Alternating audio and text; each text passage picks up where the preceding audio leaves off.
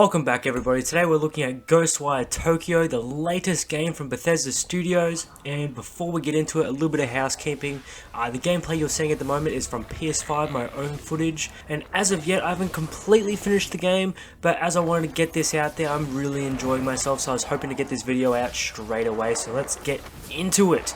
Now, from what I've seen of the game, it's gotten some really average reviews from the mainstream early access reviewers, and well, I just have to say I kind of disagree.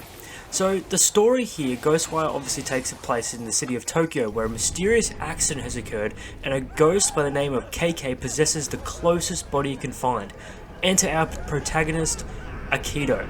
This process brings about supernatural powers that Akito must use to combat evil spirits haunting the city, as he and KK have to interact along the journey to fulfill both characters' objectives. Now, this story actually kind of surprised me. It was quite good.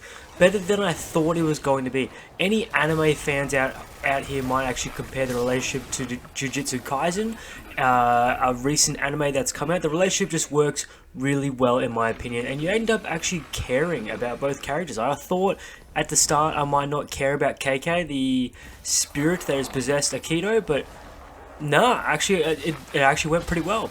The story allows intrigue to guide what happens next, and there's plenty to do in the main mission with side objectives and an onslaught of abilities, including an actual pretty half-decent skill tree. Now, without going too much into that, the story isn't too bad. It does get a little bit lackluster here and there. There's a lot to do in this game. I, for one, have mainly gone along the main path, not really delved too much into the side missions, though I have touched on enough just to get an opinion.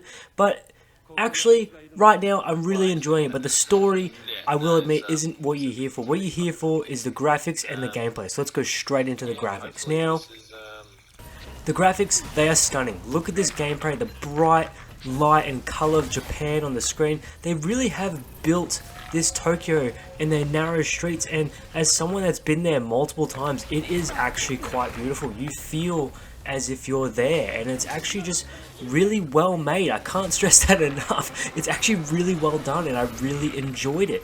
But the gameplay has flashy color design once again with the graphics, and it's fun and exciting. You get these different abilities: wind, water, fire, all these different ones that mean different things. For example, water is close range, fire is your heavy attack, wind is your light yet precise attack. It's really interesting watching the hand movements and how each one has its own variation. It's really interesting, and I found it different. Also, to add to the gameplay is the use of the touchpad. Not a lot of games do this, but have interactive ways of using the touchpad to be able to absorb souls and save some humans that have had their souls taken away from them. It's just really interesting. It's just different. This game feels different. In saying that, I will say, a really good thought I had during playing this game is I felt like it was a mix between Bioshock, the franchise, and the 2005 game franchise Fear. And for all those wondering, it was a really good thriller / horror first-person shooter with really freaky visuals, and it was a really good game franchise, and I actually really hope they do something with that later on, but not the point at the moment. As a massive Bioshock fan, I might be a little bit one-sided. Bioshock I would put up there with virtually my favorite game of all time, and this has almost very similar gameplay mechanics. Like the way you move and switching through what could be called eaves is really cool. I just really enjoyed it. It's definitely probably a one-sided opinion on my thought, but the negative I will say is it does get that from Bioshock with the jagged yet a bit clunky gameplay when you move and you aim. It just feels that not quite polished feel. I think that's just the game wanting to go down that route, but unfortunately some bits are a bit frustrating when you're trying to tackle multiple amounts of enemies. But anyway, not that bad. The only other thing I will say is during the story and the gameplay, there is minor repetition with some stuff down the line. It does get a bit dry. There's not as much. You get a lot going on in the first couple of hours with new powers, new enemies, new ways of doing things. But then after a while, you do hit quite a big dry spurt of not a whole lot. And that's a negative I'll also point towards it.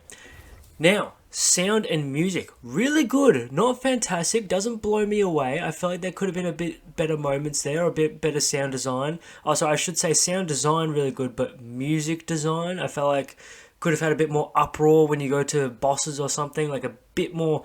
I played a couple of games recently with fantastic audio, so maybe once again I'm a bit biased on that, but it was good. It was enjoyable, and it was mainly the sound design with each particular water, fire, wind element was really cool, especially the water element. Hearing the splashing as you're using that ability or just holding it there, really good. Overall, the graphics and gameplay, the design of the world is what you're here for. Now, I'm not quite sure why early reviewers didn't really give this too much positivity, because I actually really do think this is worth getting out and getting it. You do not have to have your VR headset or anything. You simply can play this on your controller, and I really enjoyed it, and I 100% recommend picking this one up.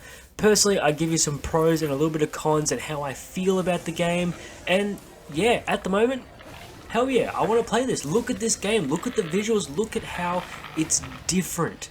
I really do think it's worth picking it up. Now guys, what did you think about Ghostwire Tokyo? Have you played it? What did you think? If you have, let me know, comment down below. But of course, thank you so much for watching. I hope you enjoyed. Like and subscribe, as always, it helps me out. It means a lot during these first couple of days of videos. And I'll see you guys in the next one. See you later.